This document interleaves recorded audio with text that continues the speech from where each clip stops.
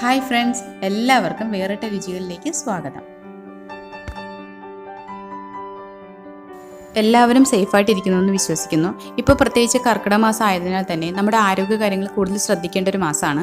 ഇപ്പോൾ ഇന്ന് ഇവിടെ നമുക്ക് തയ്യാറാക്കാൻ പോകുന്നത് ഒരു ആരോഗ്യ കഞ്ഞിയാണ്, അതായത് ഒരു ഉലുവ കഞ്ഞി. ഉലുവയുടെ ഗുണങ്ങൾ എന്തൊക്കെയാണെന്ന് എല്ലാവർക്കും തന്നെ അറിയാവുന്നതാണ്.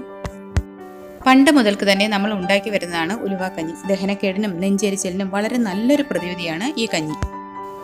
അതുപോലെ തന്നെ ശരീരവേദനയ്ക്കും ജലദോഷപ്പനിക്കുമൊക്കെ നല്ലൊരു ഔഷധ കൂട്ടായിട്ടാണ് നമ്മൾ ഈ കഞ്ഞി ഉപയോഗിക്കുന്നത്. പ്രമേഹ രോഗികൾക്ക് ഉലുവ കഴിക്കുന്നത് വളരെ നല്ലതാണ്. ഇൻസുലിൻ മെറ്റാബോളിസം കറക്റ്റ് ചെയ്യാൻ ഇത് സഹായിക്കും. അരിക്ക് പകരം ഗോതമ്പ് ഉപയോഗിച്ചാൽ മതിയാകും. വളരെ ടേസ്റ്റിയുമാണ് ഈ കഞ്ഞി. വളരെ കുറച്ച് ഇൻഗ്രീഡിയൻസ് കൊണ്ട് വളരെ എളുപ്പത്തിൽ നമുക്ക് തയ്യാറാക്കിയെടുക്കാം. എങ്ങനെയാണെന്ന് നോക്കാം. ഇവിടെ ഞാനിപ്പോൾ 1 ടീസ്പൂൺ ഉലുവയാണ് എടുത്തിട്ടുള്ളത്. ഇത് നന്നായി കഴുകിയെടുത്തതിന് ശേഷം 10 മണിക്കൂർ കുതിർക്കാൻ വെക്കുന്നുണ്ട്. ഇവിടെ ഞാനിപ്പോൾ 2 പേർക്ക് കഴിക്കാനുള്ള കഞ്ഞിയാണ് തയ്യാറാക്കുന്നത്. അതനുസരിച്ചുള്ള ഇൻഗ്രീഡിയൻസ് ആണ് ഞാൻ എടുത്തിട്ടുള്ളത്. നിങ്ങൾ എടുക്കുമ്പോൾ അതനുസരിച്ച് എടുത്താൽ മതി. ഇത് 10 മണിക്കൂർ കുതിർത്തതിന് ശേഷം എടുത്ത ഉലുവയാണിത്. ഇതിൽ വെള്ളം നമ്മൾ കളയുന്നില്ല. ഈ വെള്ളത്തോട് കൂടിയാണ് നമ്മൾ ഉപയോഗിക്കുന്നത്. ഇവിടെ ഞാനിപ്പോൾ എടുത്തിട്ടുള്ളത് 3 ടേബിൾ സ്പൂൺ പൊടിയരിയാണ്, നുറുക്കരി, ചുമന്നരിയാണിത്. നന്നായി കഴുകി വൃത്തിയാക്കി എടുത്തിട്ടുള്ളതാണ്, കുതിർത്ത് വെച്ചിട്ടുള്ളതല്ല. നിങ്ങൾക്ക് വേണമെങ്കിൽ നവരരി ഉപയോഗിക്കാം, മട്ട അരി ഉപയോഗിക്കാം, സാധാരണ ഏത് അരി വേണോ ഉപയോഗിക്കാം, അല്ലെങ്കിൽ ഗോതമ്പായാലും മതി, നുറുക്ക് ഗോതമ്പ് ഉപയോഗിക്കാം. ഒരു 7-8ഓളം ചെറിയ ഉള്ളി ഞാൻ ഉപയോഗിക്കുന്നുണ്ട്. ഇതിലേക്ക് 1 കപ്പ് തേങ്ങാപ്പാൽ കൂടി എടുക്കുന്നുണ്ട്. ഇനി നമുക്ക് ഇതെങ്ങനെയാണ് ഉണ്ടാക്കുന്നതെന്ന് നോക്കാം. ഇതുപോലെ ഒരു കുക്കറാണ് ഞാൻ എടുത്തിട്ടുള്ളത്. ഇതിലേക്ക് നമുക്ക് അരി ഇട്ട് കൊടുക്കാം.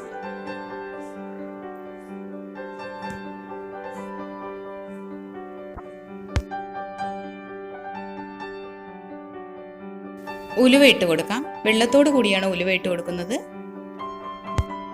എടുത്തു വെച്ചിട്ടുള്ള ചുവന്ന ഉള്ളി കൂടി ഇടാം. ഇതിലേക്ക് ഒരു 1/4 ടീസ്പൂൺ ജീരകം കൂടി ഇടുന്നുണ്ട്. കുറച്ച് മതിയാകും. ഇനി നമുക്കിതിലേക്ക് ആവശ്യത്തിന് വെള്ളം ഒഴിച്ചു കൊടുക്കാം. വെള്ളത്തിൻ്റെ അളവ് എന്ന് പറയുമ്പോൾ നമ്മുടെ ചോറ് വെന്ത് വരാൻ ആവശ്യമായ വെള്ളത്തിൻ്റെ അളവാണ്. അത് ഓരോ കുക്കറിന് എങ്ങനെയാണോ നിങ്ങൾ വെക്കുന്നത് അതനുസരിച്ച് ഒഴിച്ചു കൊടുത്താൽ മതി. ഇനി നമുക്ക് കുക്കർ അടച്ച് അരി വേവിക്കാൻ വെക്കാം.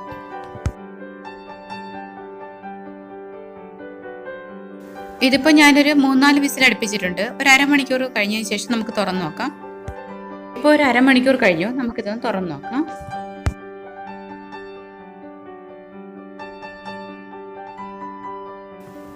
നമ്മുടെ കഞ്ഞി നന്നായി വെന്ത് വന്നിട്ടുണ്ട്. ഒന്ന് ഇളക്കി കൊടുക്കാം. ഇതിലേക്ക് നമ്മൾ ഉപ്പൊന്നും ചേർത്തിട്ടില്ല. ഇനി നമുക്ക് ഉപ്പ് ചേർത്ത് കൊടുക്കാം. ഉപ്പൊക്കെ ഓരോരുത്തരുടെ ആവശ്യത്തിനനുസരിച്ച് ഇട്ട് കൊടുത്താൽ മതിയാകും. നമുക്കൊന്ന് ഉപ്പ് നോക്കാം. ഇത് മതി. ഇനി നമ്മൾ തേങ്ങാപ്പാൽ കൂടി ഒഴിക്കുന്നുണ്ടല്ലോ, ഇതിലേക്ക് നമുക്ക് എടുത്തു വെച്ച തേങ്ങാപ്പാൽ കൂടി ചേർക്കാം. നന്നായി മിക്സ് ചെയ്ത് കൊടുക്കാം. ഇനി ഇത് തിളപ്പിക്കേണ്ട ആവശ്യമില്ല. ഒന്നുകൂടി ഒന്ന് ഉപ്പ് നോക്കാം.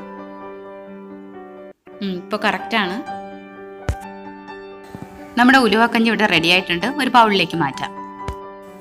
വളരെ എളുപ്പത്തിലല്ലേ നമ്മൾ ഈ കഞ്ഞി തയ്യാറാക്കിയത്. കർക്കിടക മാസത്തെ കഴിക്കാൻ പറ്റിയ നല്ലൊരു ഔഷധ കൂട്ടാണിത്.